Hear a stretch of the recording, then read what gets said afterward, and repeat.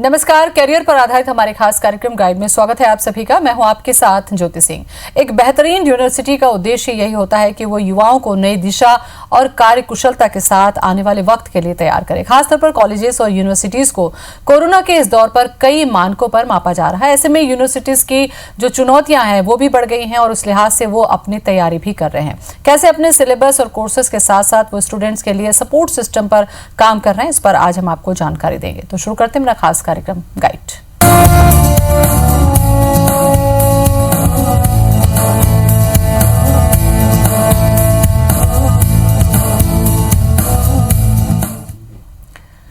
और उस पर चर्चा करने के लिए हमारे साथ भोपाल से जुड़ रहे हैं हमारे आज के खास मेहमान संजीव अग्रवाल, जो कि द सेज ग्रुप के फाउंडर हैं। सेज यूनिवर्सिटी इंदौर भोपाल की चांसलर हैं, सीएमटी भी हैं, जिन्होंने अपनी दूरदर्शिता से सेज यूनिवर्सिटी को भव्यता और एकेडमिक दोनों ही क्षेत्रों में इंटरनेशनल स्टैंडर्ड दिया है। संजीव जी, बहुत बहुत स्वागत है आपका शो में। धन्यवाद। संजीव जी, आज के समय में आपको लगता है कि यूनिवर्सिटीज के जो चैलेंजेस हैं वो और ज्यादा बढ़ गए हैं, कैसे देखते हैं आप? देखिए, ये चैलेंजेस बिल्कुल मैं इसको चैलेंज ही ले रहा हूँ, अपॉर्चुनिटी भी है ये, क्योंकि हमें कुछ करने का मौका मिला। अभी तक बहुत रूटीन पैटर्न में हम काम करते थे, अब हमें एक अपॉर्चुनिटी मिली है कि अपने आप को भी ग्रो करें, अपने स्टूडेंट को एक नए मतलब चीज़ों से सिखाएं। और अभी तो मुझे बड़ा हर्ष है कि बहुत एक गौरव प्रतीक हो रहा है कि हमें नई शिक्षा नीति आई है। 34 साल बाद हमें 1986 के बाद नया एजुकेशन पॉलिसी मिली है, जिससे हम बहुत सारे चेंजेस ला सकते हैं। तो हमारे लिए चैलेंज नहीं, अपॉर्चुनिटी है। अब हम कुछ करके दिखा सकते हैं, ग्लोबली अपने आप को प्रूव कर सकते हैं कि हम द बेस्ट, हम माइंड बेस्ट है, हमारा सब कुछ बेस्ट है। संजय जी, एक तो कोरोना काल है, इसमें कॉलेजेस के लिए एक अलग ही तरीके की चुनौती है। दूसरी ये कि 34 साल के बाद में सिलेबस में चेंजेस हो रहे हैं, तो आने वाले समय में मुझे लगता है कि यूनिवर्सिटीज को भी इस परिवर्तन के साथ खुद को तैयार करना होगा। क्या क्या सोचा है आप लोगों ने अपने पाठ्यक्रम के लिहाज से स्टूडेंट्स को देने के लिए? देखिए, एज ए सेज यूनिवर्सिटी में बताऊंगा, हमने तो पहले से ही इंडस्ट्री रिलेटेड कोर्सेज चलाना शुरू कर दिए थे। लास्ट 3 साल से हम बिल्कुल इंडस्ट्री रिलेटेड कोर्स चला रहे थे। इवन हमारे तो बहुत सारे इंडस्ट्री टाई अप हो गया है। उनके जो एक्सपर्ट्स हैं वो और हमारे जो एकेडमिशियंस हैं, दोनों मिलकर स्टूडेंट को ग्रूम करते हैं फ्रॉम फर्स्ट ईयर ऑनवर्ड्स। और उनको फर्स्ट डे ही उनको चैलेंज दे दिए जाते हैं कि आप ये 4 साल बाद आपको ये प्लेसमेंट मिलेगा, 12 लाख रुपए साल की आपकी नौकरी शुरू हो जाएगी। हम तो पहले से बहुत सारी चीजें अडॉप्ट कर चुके थे, परंतु अब तो सर्टिफिकेशन मिल गया है नई पॉलिसी में कि आपको इंटर्नशिप पे बहुत प्रेशर डालना है और मल्टी कोर्सेज आपको वर्क करना पड़ेगा। जैसे आपको बताऊं, मैंने एक बिटिया से मेरी बात हुई थी, एक प्रोग्राम में गया था कन्वोकेशन, तो उससे पूछा कि क्या करोगे, तो बोले सर मैं बायोकेमिकल फिजिक्स पढ़ना चाहूंगी रिसर्च में। बोला ये तो कोई कॉम्बिनेशन नहीं हुआ।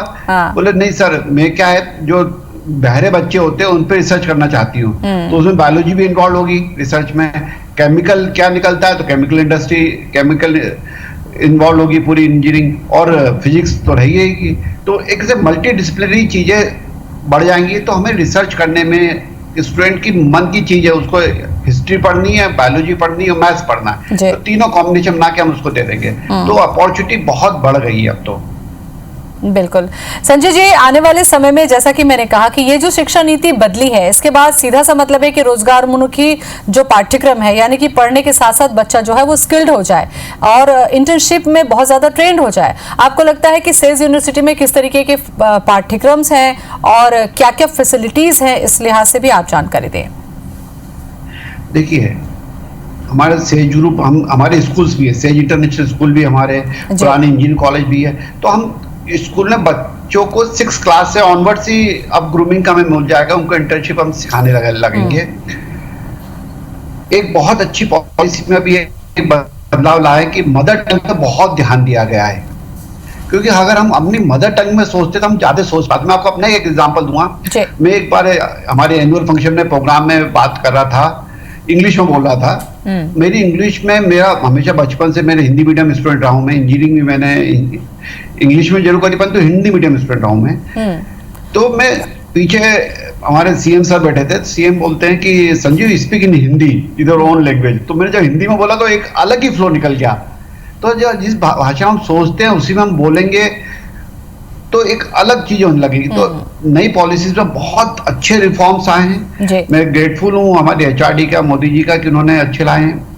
क्योंकि अब हमारे साथ में हम मोरल एजुकेशन और प्रोफेशनल एजुकेशन दोनों को मिक्सअप कर दिया है। हम ऑलरेडी सेज यूनिवर्सिटी में तो हम मोरल वैल्यूज पर बहुत बहुत ध्यान देते हैं। हम एक्स्ट्रा करिकुलर एक्टिविटीज कंटिन्यूएशन में कराते हैं। अभी आप कोरोना काल में भी हमने हमारे यहाँ सेज टॉक करके चालू कर, जैसे टेड टॉक होता है, हमने सेज टॉक करा, करीब 1000 सेज टॉक करा चुके हैं हम कोरोना काल में, लॉकडाउन में, ताकि हमने हर स्टूडेंट को मूवमेंट पे रखा है। हमने बोला तुम घर पे नहीं बैठोगे, मतलब घर पे बैठ के मतलब खाली नहीं बैठना है आपको।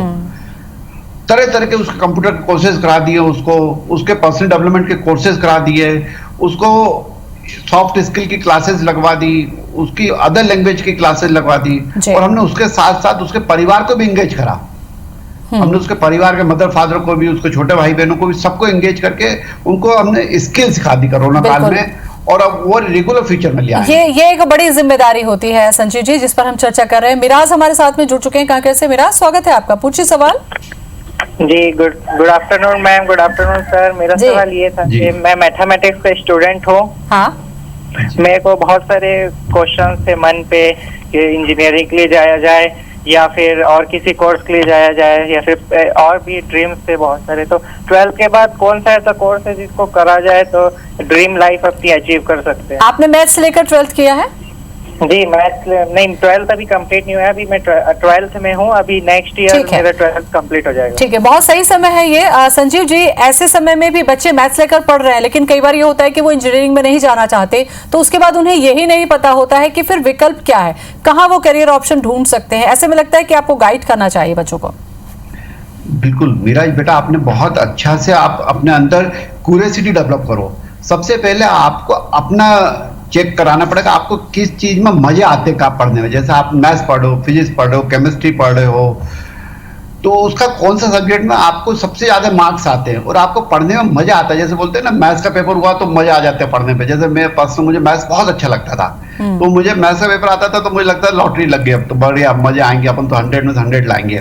तो आपको बेटा एक अपने आप को टेस्ट करो। आप एक आजकल बहुत सारे जो कंसल्टेंट हैं तो का टेस्ट करते हैं। जैसे अगर आप एमपी में होगे तो आप हमारी यूनिवर्सिटी में आ जाओगे, हमारे काउंसलर आपका टेस्ट करेंगे।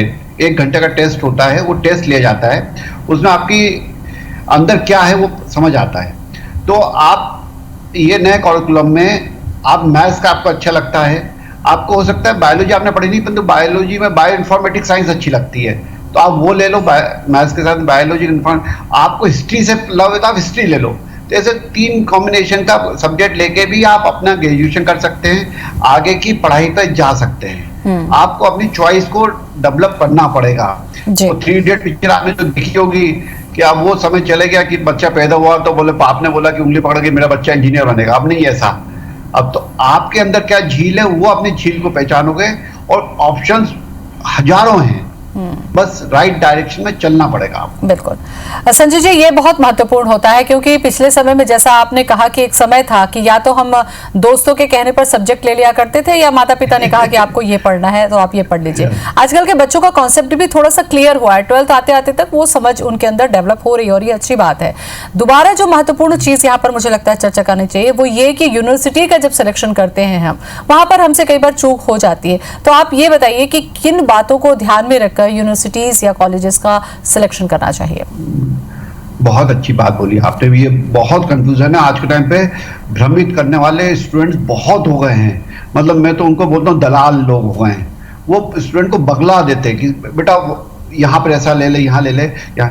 स्टूडेंट को सबसे पहले उसकी वेबसाइट्स पे जाके पूरी चीज देखे कि उनके रियल एमयूज किससे टाई अप से, वहाँ के पास स्टूडेंट का क्या एक्सपीरियंस रहा है, वहाँ प्लेसमेंट की कौन कौन सी कंपनियां आती हैं, और वहाँ पर इंटरडिसिप्लिनरी स्किल सिखाते कि नहीं सिखाते। आज की कोई भी इसी यूनिवर्सिटी में इंटरडिसिप्लिनरी, ये तो आप उनकी डिजिटल जाके देख सकते हैं, और फिर विजिट जरूर करें। जिस भी यूनिवर्सिटी में आपको एडमिशन लेना, उस यूनिवर्सिटी की विजिट करें।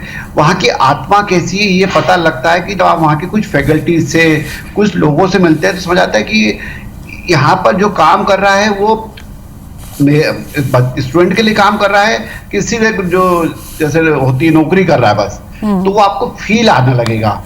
वहाँ की बड़ी बड़ी लेबोरेटरीज में देखे, हमारे जो हम रिसर्च करना चाह रहे हैं, तो उस लेवल के इक्विपमेंट्स भी है कि नहीं उस यूनिवर्सिटी में, उस लेवल का इंफ्रास्ट्रक्चर। तो ये बहुत अच्छे से शांत मन से लें किसी के बहकावे में ना आए। आजकल बहुत बहुत लोग बहकाने के काम करते हैं, तो बहकावे में ना आए। सभी स्टूडेंट्स मेरी रिक्वेस्ट है, कानों सुनी बातों पे विश्वास ना करें, आंखों देखी बातों पे विश्वास करें प्लीज। बिल्कुल, अब ये व्यक्तिगत अनुभव लेना बहुत जरूरी होता है, खास करके ऐसे मौकों पर जब आपका सिलेक्शन आपका करियर डिसाइड कर रहा है। श्रीजल हमारे साथ में जुड़ चुके हैं। श्रीजल, स्वागत है आपका, पूछिए सवाल। हाँ जी, मैं 9th क्लास में पढ़ती हूँ। हाँ? और मुझे 10th क्लास में अच्छे परसेंट स्कोर करना है, तो मैं ये पूछना चाहती हूँ। हाँ जी, मैं ये पूछना, मैं 9th क्लास में पढ़ती हूँ। पूछिए, आप अपना सवाल खुद सुन रही हैं। हाँ, तो 9th के बेस में कितने घंटे पढ़ने चाहिए? चलिए, मुझे लगता है ये बहुत ही व्यक्तिगत होता है, फिर भी मैं संजीव जी आपसे चाहूंगी कि आप गाइड कर दें। हाँ बेटा, क्या है, देखो पढ़ना तो आपको बहुत चाहिए, डेडिकेशन बहुत चाहिए, पर उससे पहले थोड़ा सा अपने आप को चेक करो। तुम कितने बजे उठते हो, तुम्हारी दिनचर्या क्या है। सबसे पहले आप 9th के स्टूडेंट, अभी स्टार्ट हो रही है आपकी पढ़ाई का कैरियर, शुरू हो रहा है 9th का, तो आप बेटा अपने आप को थोड़ा सा तैयार करो, अपने आप पे विश्वास रखो कि तुम बहुत अच्छे हो, बेस्ट तुम कर सकते हो। तुम्हें सब लोग चाहते हैं, मदद करते हैं आगे बढ़ाने में, ये विश्वास करो जी। और सुबह जल्दी उठने की कोशिश करो। सुबह उठो, थोड़ा सा अपने आप को थोड़ा फ्रेश अप करो, हल्का सा योगा कर लो या थोड़ी सी वॉक कर लो, फिर सुबह के टाइम कम से कम 2 घंटा जरूर पढ़ो, चाहे कुछ भी हो जाए जी। उस हिसाब से तैयारी करो। 2 घंटा दोपहर सुबह पढ़ लो और 2 घंटा रात को पढ़ लो। अगर आपने शुरुआत में 4 घंटे पढ़ाई शुरू कर दी, दिन में आपका स्कूल रहेगा, स्कूल का सब वर्क होगा, वो पढ़ लो। और पढ़ने के लिए एक हमेशा करना, जब भी जो स्कूल का पढ़ रहे हो वो आके उसी दिन रिपीट जरूर कर लेना। आपकी बातों का जो सार है संजीव जी, वो ये है कि बच्चों के अंदर टाइम मैनेजमेंट अगर आ जाता है, अर्ली मॉर्निंग होती है तो उनके पास टाइम बहुत अच्छा बच जाता है, ये अहम बात है। दूसरा ये मैं कह रही थी कि जैसा आपने कहा कि एक समय था कि मेडिकल और इंजीनियरिंग के अलावा बहुत ज्यादा हो गया, तो LLB के अलावा हमारे पास में ऑप्शन नहीं था, हम कहाँ जॉब करें हमें ये नहीं समझ में आता था। आपको लगता है कि सेज ग्रुप जो है आज कितने तरीके के कोर्सेज चला रहा है बच्चों की उन तमाम स्किल्स को ध्यान में रखकर, ये कितना जरूरी है? आजकल मल्टी डिसिप्लिन कोर्सेज, और मैं तो ओपनली बोलता हूं कि अगर 10 स्टूडेंट मुझे अगर मल्टी डिसिप्लिन और मिल जाए कोई भी कॉम्बिनेशन में, तो मैं वो कोर्स स्टार्ट कर दूं। आज हमारे पास फ्रीडम है और हम उसमें एक्सेल कर लेंगे, उसके लिए हम चीजों को अरेंज कर लेंगे। करीब करीब हमारे 53 कोर्सेज हैं हमारे पास में, इंटरडिसिप्लिनरी कोर्सेज हम चला रहे हैं जो हमारी यूनिवर्सिटी में। तो ऑप्शन तो बहुत है, एक्सेप्ट मेडिकल मेरे यहाँ पर एग्रीकल्चर साइंसेज है, फार्मेसी है, मैनेजमेंट में बहुत तरह के मैनेजमेंट स्किल सिखा रहे हैं। मतलब ग्रेजुएशन मैनेजमेंट में कि अगर आपको शेयर मार्केट से जोड़ना है तो हम उसके कोर्सेज अलग से करा रहे हैं। आपको कुछ फाइनेंस पे वर्क करना है तो उसके कोर्सेज, तो डिफरेंट तरह के मल्टी डिसिप्लिन कोर्सेज कराने से आपकी मल्टी पर्सनैलिटी डेवलप हो जाती है, जिससे आप कहीं भी जाके आप फेस कर सकते हो। मैं तो हमेशा कहता हूँ कि पढ़ाई से सिर्फ आपका IQ डेवलप होता है और एक मैच्योरिटी आती है। पढ़ाई बहुत ज्यादा हमारे डायरेक्ट वर्क में काम नहीं आती है। डायरेक्ट वर्क में आपके जो इंटर्नशिप है, जो एडवांस आपने स्टडी करी, वो ही काम आती है। शुरू वाले तो आज जैसे ये जिस भी सब्जेक्ट में आपको जाना है या जिस फील्ड में जाना है, उसके लिए अगर प्रैक्टिकल या इस तरीके की इंटर्नशिप की बात होती है तो मुझे लगता है संजीव जी वो बच्चा कॉन्फिडेंट भी हो जाता है और स्किल्ड भी हो जाता है।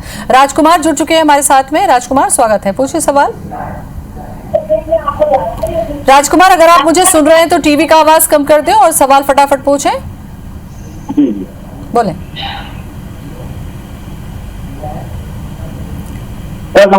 सवाल करें जी। नमस्कार। चलिए, वक्त जाया हो रहा है संजीव जी, मैं दूसरा सवाल लूंगी।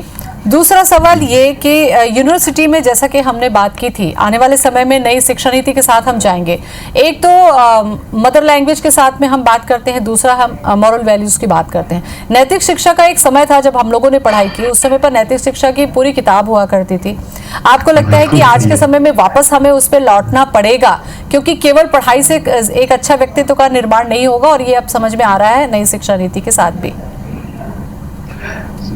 हम लौटेंगे तभी हम सक्सेसफुल हो सकते हैं। हमें अगर हमने देश को सोने की चिड़िया जो एक पहले कहते थे फिर से बनानी है, तो मोरल वैल्यूज से बहुत काम करना पड़ेगा।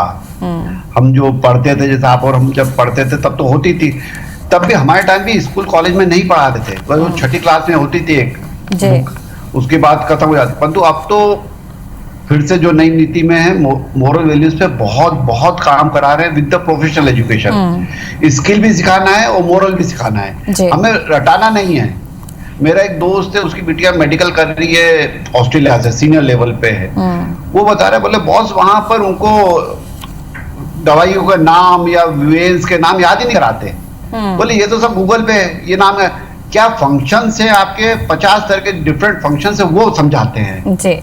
हमें रट्टू तोता बनाना था, हमारे देश की पहले एजुकेशन में बहुत बड़ी कमी थी कि हमें रट्टू तोता बनाते थे, याद करा देते थे, फॉर्मूले याद कर लो, फंक्शन याद कर लो। अभी उसका क्या करना, वो तो सब लिखा हुआ है। हमें समझना है कि ये फंक्शन कैसे करता है जी। इस फॉर्मूले का यूज क्या है। अगर हमें वो स्किल आ गई तो हम कहीं भी सर्वाइव कर देंगे। उसको फिट कहाँ करना है वो आना चाहिए हमें। उसके अब वापस लौटना पड़ेगा संजीव जी, अब सारी यूनिवर्सिटीज को जिनको आगे चलकर बहुत अच्छा सेटअप रखना है उनको इस तरफ काम करना ही पड़ेगा। सेज ग्रुप जो काम कर रहा है उसमें स्पोर्ट्स को लेकर या फैसिलिटीज को लेकर मुझे लगता है वक्त कम है, आप जानकारी जरूर दे दें। हाँ, स्पोर्ट्स तो सबसे, आपकी पर्सनैलिटी डेवलप तब होती है जब आपके अंदर की स्किल आ जाती है। स्पोर्ट्स से जो भी एक्स्ट्रा करिकुलर है उसको आपको डेवलप करना पड़ेगा। जैसे हमने हमारे भोपाल की जो सेज यूनिवर्सिटी बनाई है उसमें क्रिकेट का फुल स्टेडियम बनाया हमने। अच्छा। ताकि मेरी इच्छा है कि यहाँ पर स्टेट लेवल के मैचेस यहाँ पर हो सके। मेरा हर स्टूडेंट, मैंने स्पोर्ट्स का कोई भी ऐसा स्पोर्ट नहीं है, आप तलवारबाजी बोल लो और 400 मीटर का ट्रेक बोल लो, हर स्पोर्ट्स का इंतजाम करा है अपने यहाँ। क्योंकि अगर किसी भी स्टूडेंट को जो स्पोर्ट्स आता है वो उसको यहाँ मिलेगा, उसको जो परफॉर्मेंस उसको आता है, जैसे डांस का आता है तो हमने हमारे यहाँ के वो भी कोर्सेज शुरू कर रहे हैं कि आपको जो स्किल सीखना है वो करो, और उसके लिए पूरी पूरी व्यवस्था करी, बड़े थिएटर्स बनाए हमने। तो बिल्कुल साउंड प्रूफ, बहुत सही बात आपने कही, क्योंकि अगर सर्वांगीण विकास करना है संजीव जी तो एकेडमी के साथ साथ तो एक्स्ट्रा करिकुलम है उस पर भी आपको स्कूल कॉलेज से ही तैयार होकर निकलना पड़ेगा, क्योंकि वक्त बहुत कीमती है और इस वक्त के साथ ही आपको तैयार होना है। बहुत कीमती वक्त आपने भी दिया, बहुत बहुत शुक्रिया आपका संजीव जी तमाम जानकारी के लिए। धन्यवाद धन्यवाद। तो गाइड में आज हमने चर्चा की कि 10th और 12th जो होता है किसी भी बच्चे के लिए बहुत ही महत्वपूर्ण एक पड़ाव होता है। इस समय आप अपने पाठ्यक्रम का, अपने यूनिवर्सिटीज का, अपने कॉलेजेस का बहुत ध्यान रखकर चयन करें, क्योंकि यही आपके करियर का निर्माण करते हैं। फिलहाल इतना ही, नमस्कार।